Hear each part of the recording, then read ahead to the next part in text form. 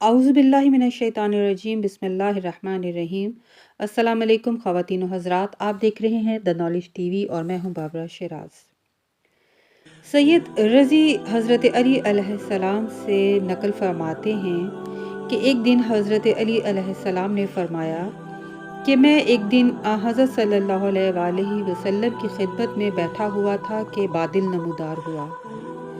रसूल अकरम सल्लल्लाहु अलैहि वसल्लम ने मुझसे फरमाया, अबुल हसन, आओ शहर से बाहर चले और अल्लाह की रहमत के आसार देखें। मैंने अर्ज़ किया, तो क्या मैं खाना ना तैयार करवा लूँ और खाना लेके चलूँ? हज़रत ने फरमाया, आज हम अल्लाह की मेहमान नवाजी से लुत्फ़ अंदोज़ होंगे।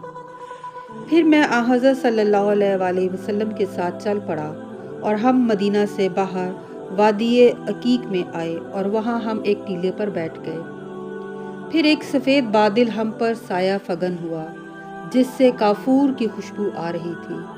फिर अचानक मैंने देखा कि एक थाल रसूल खुदा के सामने आया जिसमें 2 अनार थे। उनमें से एक अनार रसूल खुदा ने उठाया और एक मैंने उठाया। अनार के दानों से हमारी भूख मिट गई।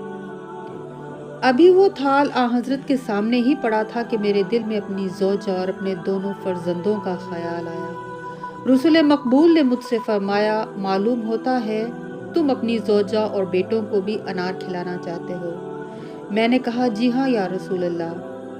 फिर आपने थाल की तरफ हाथ बढ़ाया तो मुझे वहाँ 3 और अनार दिखाई दिए।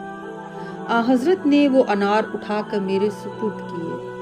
फिर हम वहाँ से अपने घर की तरफ रवाना हुए। मैंने तीनों अनार अपनी आस्तीन में रख लिए और जब हम मदीना के करीब आए तो एक सहाबी हमें मिला और उसने कहा कि आप कहाँ गए थे? रसूल खुदा ने फरमाया, हम रहमत इलाही के आसार देखने के लिए वादिये अकीक गए थे।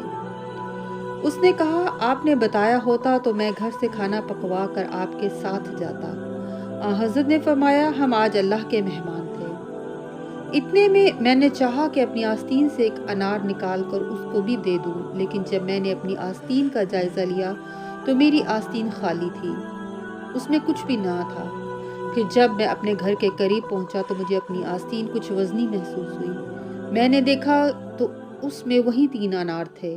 मैंने रसूल खुदा से ये वाक़या अर्ज़ किया तो आपने फरमाया, दरअसल ये जन्नत के अनार हैं और दुनिया में रहकर जन्नत की ग़िज़ा को सिर्फ अंबिया और औसिया और उनकी औलाद ही खा सकती है, उनके अलावा और कोई नहीं खा सकता है।